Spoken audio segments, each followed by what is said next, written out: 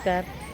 પહેલાં શેરીમાં ફળિયામાં રમાતી રમત ચોમાસા પછી જ્યારે આવી જમીન હોય ભીની ત્યારે તેમાં ઠીકડી દાવની રમત રમતા।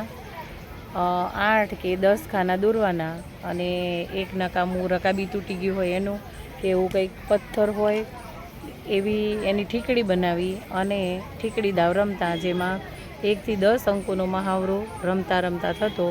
તો આજે આપણે કઈ રીતે રમતા એવું તમને બતાવું છું। પહેલાં તો છે ને આપણે ઠીકડી ગોતીએ, જેના માટે પહેલાંના જમાનામાં નળિયા હતા। આ સરસ મજાની લાદી છે, એનો પથ્થર હું લઈશ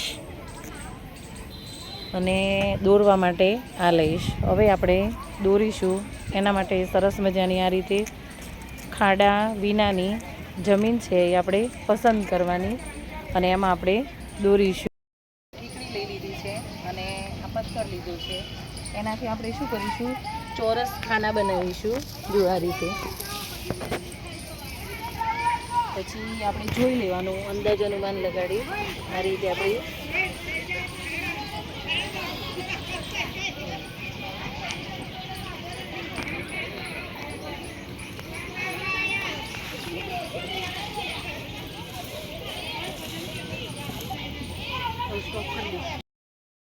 આ રીતે આપણે 10 ખાના દોરી દેવાના। આને ઘર કહેવાય અને આ કૂકરી છે। તો અહીંથી અહીંયા સુધી આપણે લંગડી લેતા લેતા જવાનું છે અને લંગડી લેતા લેતા આવવાનું આ બાજુ, અને આ ઠીકડીને આપણે પગેથી બહાર કાઢવાની। તો હવે આપણી આ ઠીકડી છે એને આપણે પહેલાં ખાનામાં મૂકીશું। સરસ, હવે લંગડી લેતા લેતા જવાનું છે।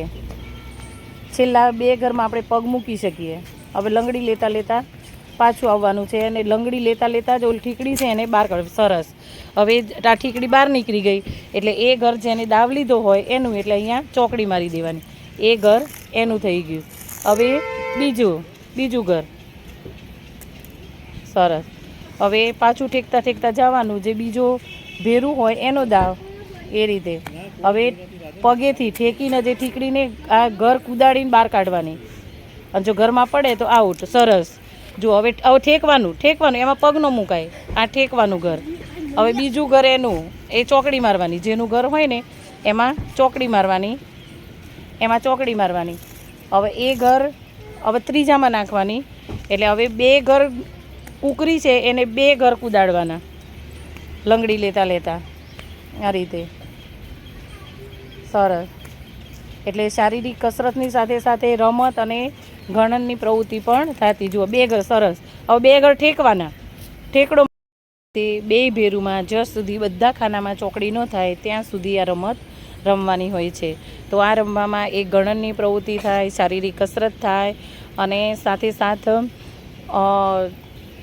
રમતની પણ પ્રવૃત્તિ થાય। તો એક સાથે કેટલાય અધ્યયન ક્ષમતાઓ આ રીતે રમત દ્વારા સિદ્ધ થાય।